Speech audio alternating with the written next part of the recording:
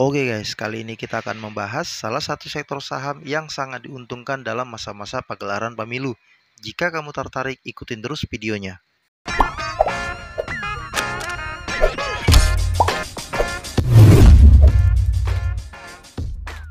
Oke guys, balik lagi sama gua. Kita akan membahas saham ICBP. Menarik untuk kita bahas karena saham ini mampu sustainable, mencetak pendapatan dan laba usaha, serta ekuitas yang terus bertumbuh secara signifikan dari tahun ke tahunnya. Dan sekarang kita akan langsung cek laporan keuangannya sejak dari tahun 2013. Kita akan mulai membahas dari pendapatan ICBP sejak tahun 2013. Kalau kita lihat, di sini pendapatan ICBP terus mengalami pertumbuhan. Bisa kita lihat, pendapatan tahun 2013 sebesar 25 triliun dan terus meningkat dari tahun ke tahun. Hingga tahun 2022, pendapatan ICBP sudah mencatatkan sebesar 64,79 triliun. Artinya, sudah naik sebanyak 160% dari tahun 2013 sampai tahun 2022. Dengan pertumbuhan pendapatan yang sustainable ini, membuktikan keberhasilan ICBP dalam mengelola bisnisnya. Mereka mampu menciptakan daya saing yang kuat dan terus memperluas pangsa pasarnya, sehingga terus bertumbuh di tengah daya saing yang juga terus berlanjut. Selain itu, laba kotor ICBP juga mengalami kenaikan sebesar 228% dari tahun 2013 sampai dengan tahun 2022. Hal ini mencerminkan efisiensi operasional perusahaan dalam mengelola biaya produksinya, sehingga mampu meningkatkan profitabilitas yang jauh lebih besar. Untuk laba usaha, meskipun beban pokok penjualan terus meningkat, ICBP mampu mengatasi peningkatan beban tersebut dengan peningkatan laba usaha sebesar 383% dari tahun 2013 sampai dengan tahun 2022. Untuk laba bersih juga mengalami peningkatan dari 2,23 triliun di tahun 2013 menjadi 7,9 triliun di tahun 2021. Sedangkan untuk tahun 2022, laba bersih ICBP mengalami penurunan sebesar 27% dari tahun sebelumnya. Padahal, untuk penjualan masih mengalami peningkatan sebesar 14%. Penurunan laba bersih ini terjadi karena dipengaruhi kenaikan beban keuangan, terutama dari rugi selisih kurs dolar Amerika dari aktivitas pendanaan. Penurunan laba bersih ini tentunya tidak permanen ya, karena begitu nilai tukar dolar Amerika dan rupiah stabil, maka pos beban keuangan ICBP pun kembali membaik.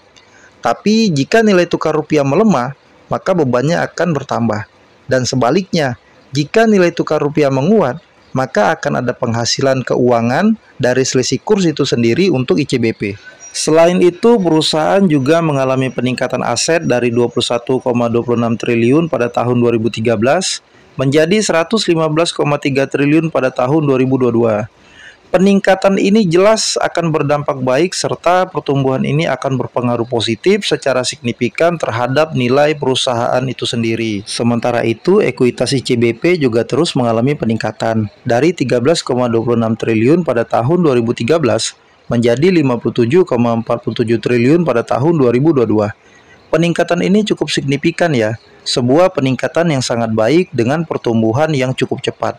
Hal ini bisa memungkinkan perusahaan bisa terus memperluas kegiatan bisnisnya atau memasuki pasar baru demi mendapatkan keuntungan yang jauh lebih besar. Namun ICBP juga mencatatkan peningkatan liabilitas semenjak tahun 2020 sampai saat ini tahun 2023. Hal ini dikarenakan ICBP mengakuisisi Pinehill Company Limited pada tanggal 27 Agustus 2020 dengan nilai transaksi sebesar 41,56 triliun. Pendanaan akuisisi yang dilakukan ICBP ini sebagian besar menggunakan hutang bank. Itulah yang membuat liabilitasnya terus meningkat melebihi ekuitasnya. Tapi tidak perlu khawatir karena perusahaan kemungkinan tidak akan kesulitan menangani beban hutangnya. Karena jika kita lihat, aset lancarnya selalu lebih besar daripada hutang jangka pendeknya. Bahkan, jika kita lihat neraca keuangan ICBP pada kuartal 2 tahun 2023, aset lancarnya juga masih tetap menunjukkan lebih besar daripada hutang jangka pendeknya. Bahkan, kas dan setara kasnya pun juga masih lebih besar daripada hutang jangka pendeknya. Artinya, likuiditasnya aman, tidak ada masalah. Oke guys, sekarang kita cek harganya hari ini. Nilai per lembarnya 10.425 per tanggal 19 Oktober 2023 video ini dibuat. Harganya terkoreksi tipis ya, minus 1,8%. Di harga saat ini, pernya 10,6 kali dan PBP-nya 3 kali. Kalau kita lihat per 10 tahun berjalan, maka PI rasio ICBP saat ini tergolong murah ya. Karena jika kita lihat pernya sempat berada di 29 bahkan 35 kali. Dan bahkan per saat ini masih lebih murah ketimbang pada tahun 2020 saat terjadi pandemi Covid. Sedangkan untuk PBP juga masih tergolong jauh lebih murah karena PBP rata-ratanya berada pada 5 kali bahkan sempat menyentuh 6 kali. Jadi ICBP ini dari dulu harganya tidak pernah murah ya. Maka menurut saya di harga saat ini resikonya tergolong kecil dan potensi keuntungannya tergolong besar. Dan ini alasannya kenapa saya bilang ICBP ini memiliki potensi keuntungan yang cukup besar di harga saat ini. Jadi menurut saya ICBP ini memiliki prospek masa depan yang sangat cerah dikarenakan pertama, menurut saya ICBP ini termasuk wonderful company. Moodnya kuat, produk-produknya digemari, dan market leader di pasar mie instan. Yang kedua, saham ini menjadi salah satu sektor potensial pada masa-masa pemilu seperti saat ini karena dekat dengan keramaian momen. Pada momen itu akan banyak event-event besar yang berlangsung di stadion, di dalam gedung, ataupun di lapangan, dan lain-lain. Yang pastinya membutuhkan makanan dan minuman, atau bahkan mungkin bagi-bagi sembako atau jajanan. Serta dalam masa pemilu itu pastinya peredaran uang meningkat dalam jumlah yang sangat besar. Dan akhirnya membuat konsumsi meningkat. Kita tahu produk-produk ICBP sangat digemari masyarakat, terutama pada produk mie instan. Yang ketiga, pendapatan terbesar ICBP dari segmen mie instan. Dan mie instan ICBP ini menguasai lebih dari 70% pangsa pasar Indonesia. Sedangkan margin yang didapat dari bidang usaha mie instan ini tergolong besar dibanding biaya produksinya. Dan yang keempat, segmen mie instan ICBP sudah menembus pasar global seperti Asia, Eropa, dan Afrika. Sedangkan porsi distribusi Indomie masih mayoritas untuk domestik. Jadi, porsi untuk ekspor sendiri masih sangat berpeluang besar. Dan alasan yang kelima, ekuitasnya terus bertumbuh dan juga membagikan dividen.